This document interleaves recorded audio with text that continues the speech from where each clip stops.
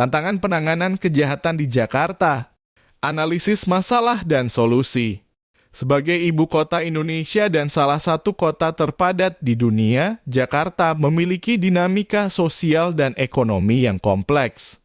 Meskipun kota ini memiliki potensi besar untuk perkembangan dan kemajuan, keberadaannya sebagai pusat urban juga membawa sejumlah tantangan termasuk dalam hal penanganan kejahatan.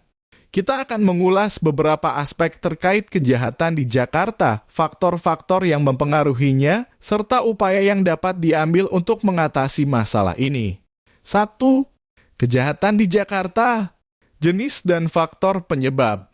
Kejahatan di Jakarta mencakup berbagai jenis mulai dari tindakan kriminalitas jalanan seperti pencurian, perampokan, dan penjamretan, hingga kejahatan berat seperti narkoba, pemerasan, dan perdagangan manusia.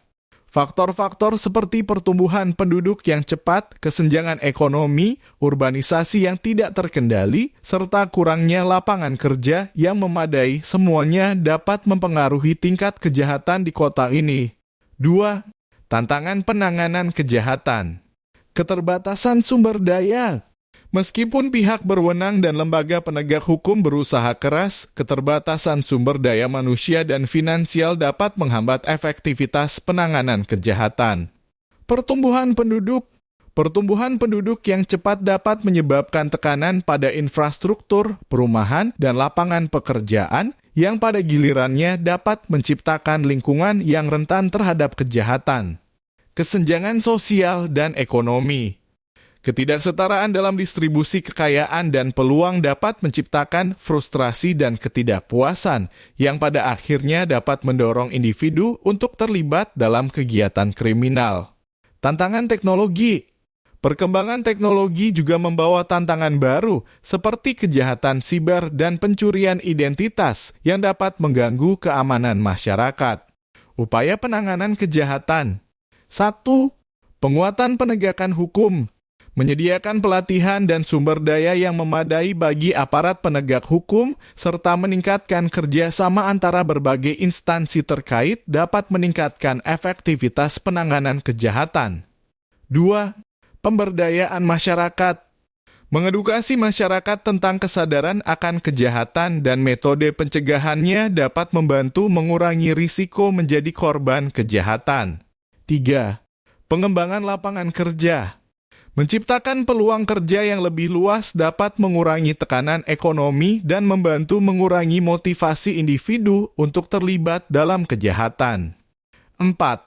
Peningkatan infrastruktur dan lingkungan.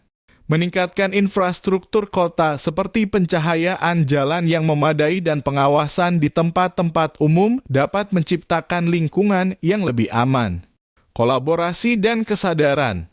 Untuk mengatasi tantangan kejahatan di Jakarta, kolaborasi antara pemerintah, lembaga penegak hukum, sektor swasta, dan masyarakat sangat penting.